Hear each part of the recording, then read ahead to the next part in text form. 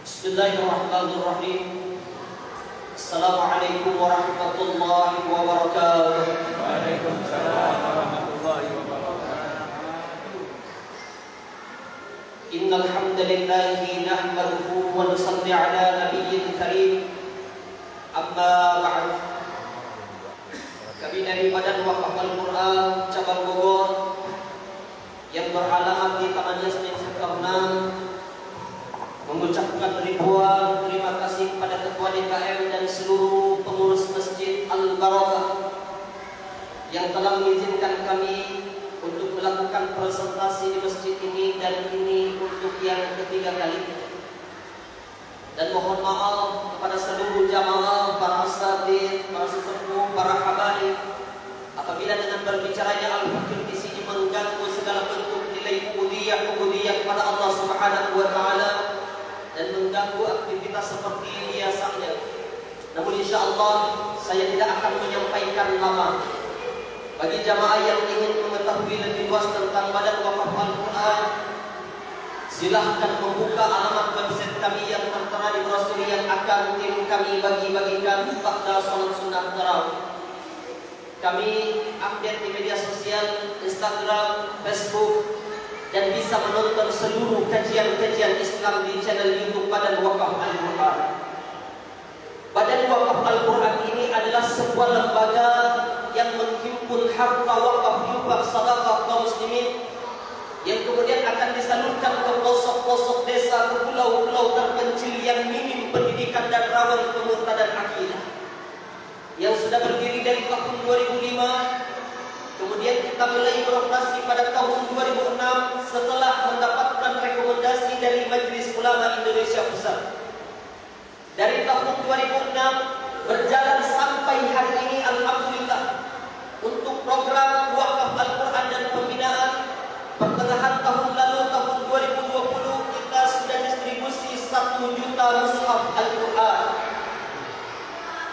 Program sedekah kemanusiaan terbesar yang pernah kita lakukan beberapa tahun lalu membangunkan 200 unit huntara hunian sementara atau 200 unit rumah yang kita bangunkan untuk saudara-saudara kita yang ditimpa musibah gempa tsunami di Palu.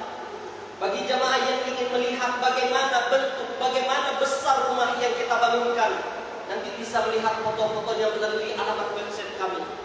Namun fokus untuk malam hari ini kita masih fokus untuk program wakaf Al-Quran dan pembinaan untuk pedalaman Riau.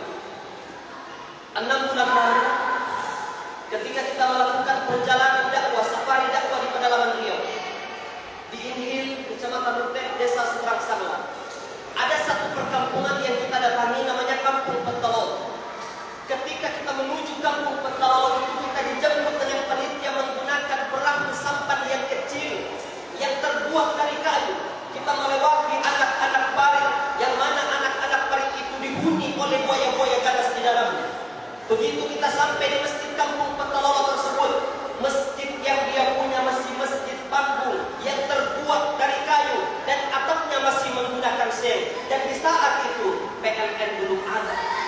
Penerangan dan peneras suara yang mereka gunakan masih menggunakan tenaga surya. Mereka mandinya nggak menggunakan air sumur bor. Mereka menggunakan kolam yang airnya masih kecoklat-coklatan.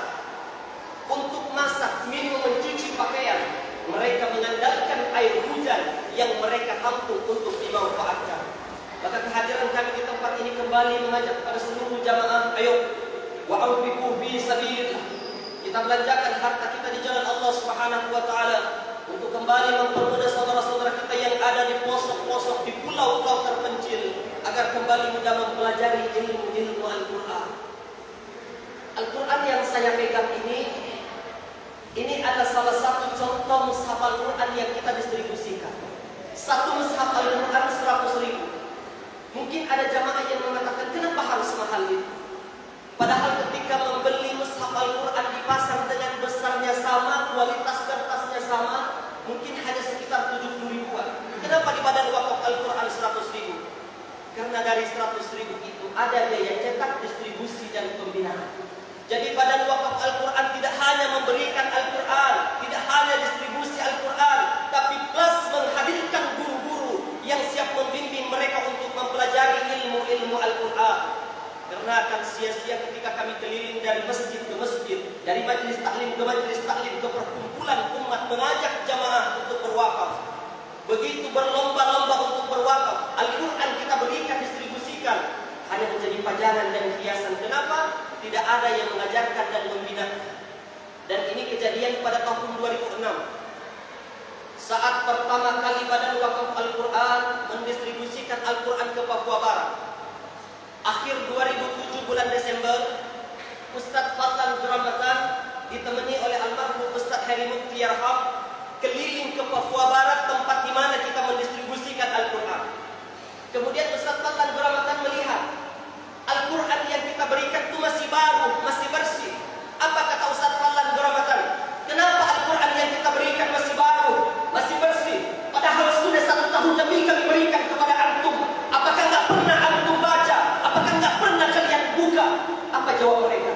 Betul ya Ustaz, Al-Quran yang nggak pernah kami buka, Al-Quran yang nggak pernah kami baca, bagaimana mungkin bisa buka dan baca? Kami tidak mengenal guru dan kami tidak memiliki guru yang siap mengajarkan kami untuk mempelajari ilmu-ilmu Al-Quran. Maka Ustaz Fadlan Dramatan mengatakan, mulai hari ini kita dari Badan Wakaf Al-Quran jangan hanya memberikan Al-Quran, jangan hanya distribusi Al-Quran, tapi harus menghadirkan guru-guru yang siap membimbing mereka untuk mempelajari ilmu-ilmu Al-Quran. Program Wakaf Al-Quran dan pembinaan ini menjadi program utama unggulan di Badan Wakaf Al-Quran. Karena kita nggak mau apa yang Allah Subhanahu wa taala sudah sampaikan.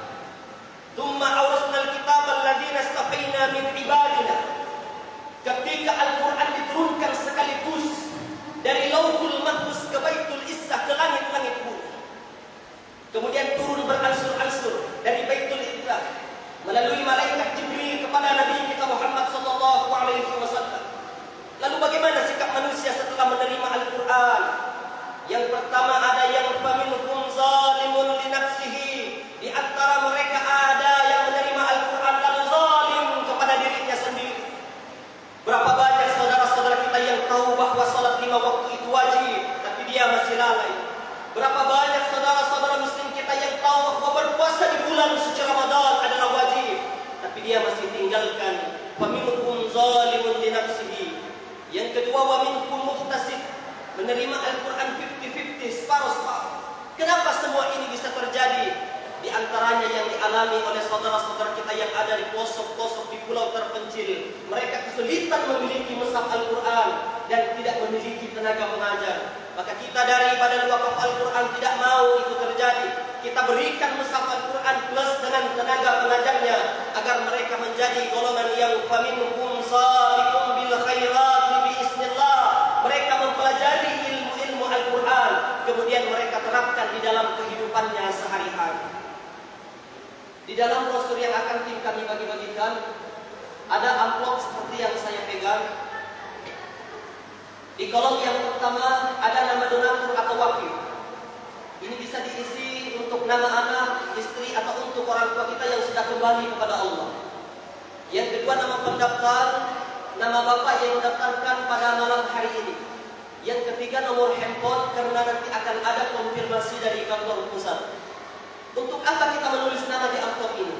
Yang pertama, setiap Al-Quran yang kita cetak itu akan ada barcode nama wakilnya. Nanti bisa dilihat contoh Al-Qurannya di luar.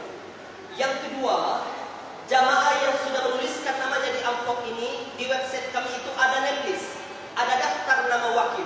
1 minggu setelah Bapak menyalurkan wakaf melalui Badan Wakaf Al-Quran, bisa dicek, dicari namanya di daftar name list, nama wakilnya siapa, nominal yang diwakafkan berapa, kemudian tanggal wakafnya tanggal berapa.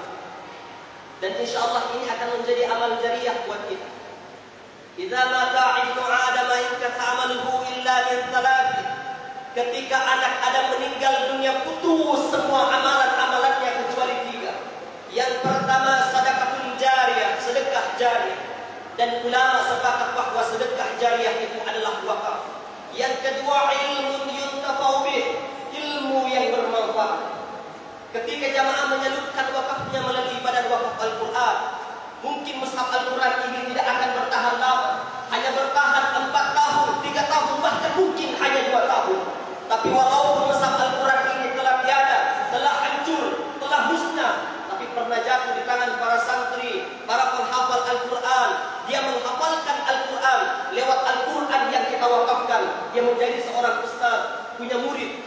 Muridnya menjadi seorang ustaz, terus sampai yaumil qiyamah. Mushaf Al-Qurannya telah tiada. Kitab pun yang berwakaf sudah ada di alam barzah, tapi ada pahala yang terus mengalir untuk kita. Tidakkah kita ingin ketika kita ada di alam barzah, tidak ada lagi pertolongan, sendirian, kegelapan, ketakutan, tapi ada pahala yang terus mengalir untuk kita. Ada orang yang diberikan harta melimpah oleh Allah Subhanahu wa taala, tanah luas berhektar, rumah besar bertingkat, kendaraan mewah. Begitu dia kembali kepada Allah Subhanahu wa taala, ternyata itu semua tidak bisa menjadi penolong di hadapan Allah. Yang bisa menjadi penolong di hadapan Allah Subhanahu wa taala hanya harta yang dia belanjakan di jalan Allah Subhanahu wa taala. Saya memberikan gambaran bagaimana kondisi saudara-saudara kita yang ada di pelosok.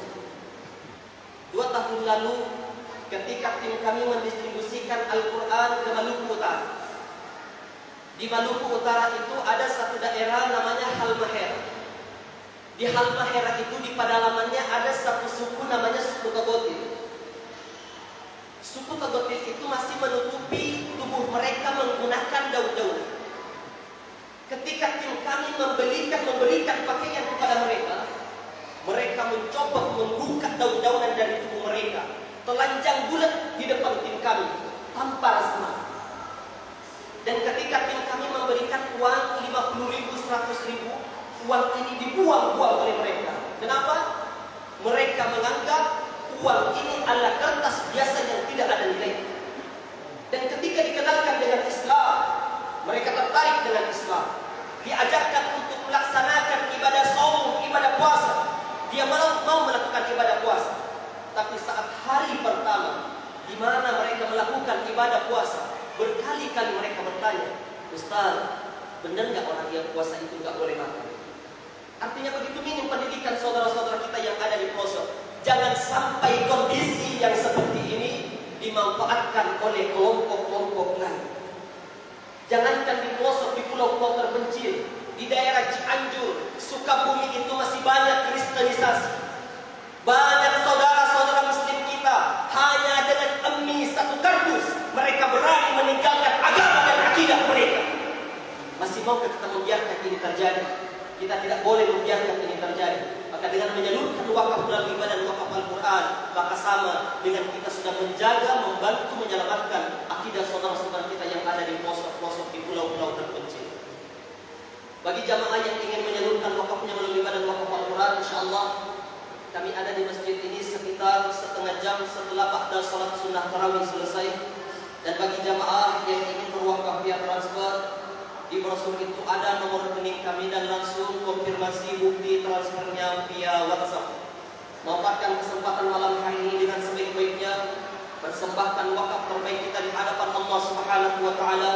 Karena orang yang sakaratul maut itu meminta kepada Allah, Rabbi laula akhartani ila ajalin qarib. Ya Allah, seandainya kau berikan aku waktu sesaat aja ya Allah, fa'asabta, maka aku akan sedekah. Meminta waktu sedikit kepada Allah hanya ingin dipergunakan untuk sedekah. Dan kita masih diberikan waktu yang banyak oleh Allah Subhanahu wa taala, apalagi di bulan suci Ramadan di mana pahala dilipat gandakan oleh Allah Subhanahu wa taala. Ini saja, sekali lagi saya ucapkan ribuan terima kasih dan mohon maaf. Subhana rabbi hadza min fadli rabbi. Assalamualaikum warahmatullahi wabarakatuh.